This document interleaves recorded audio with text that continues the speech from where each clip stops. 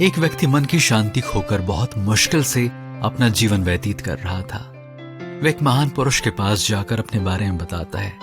वे उससे कहते हैं, बेकार की चिंता में डूबे रहोगे तो मन की शांति नहीं मिलेगी।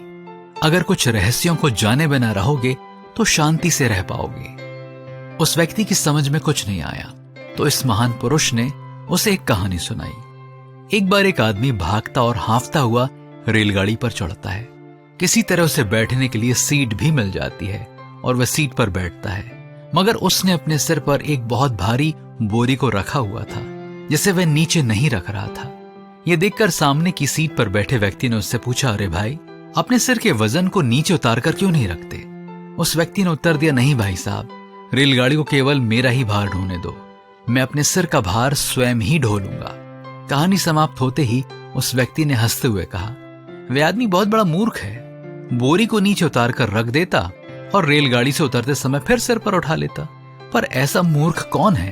महापुरुष ने कहा, वह मूर्ख तुम ही हो।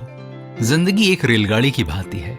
जीवन भर हम भार ढोते हुए जाएंगे तो कभी भी शांतिपूर्वक जीवन नहीं जी पाएंगे। जो जरूरी हो उसे केवल अपने मन में रखो और बाकी सभी बातों को प्रभु को सौंप दो। प्रभु पर विश्वास रखो और शांति से रहो। उसे अपनी निर्बलता का एहसास हो गया। उस दिन वह बड़े चैन से सोया। जब उसकी आंख खुली तो उसने उस महान पुरुष को वहां खड़े देखा। उन्होंने उससे पूछा, जरा अपना तकिया उठाओ। उसने जैसे ही तकिया उठाया वहां पर एक सांप को देखा। सांप को देखते ही वह जोर से चिल्ला उठा। महापुरुष ने उससे कहा, तुम्हें यह पता नहीं था कि तुम्हारे तकिए के नीचे सांप है। इस बात से अनजान होकर तुम चैन की नींद सोए। कल की बातों को कल के लिए छोड़ दो। उसे जानने की कोशिश में अपनी चिंताओं को मत बढ़ाओ, तभी तुम शांतिपूर्ण जीवन व्यतीत कर सकते हो। उस व्यक्ति ने धन्यवाद किया और वहां से चल पड़ा।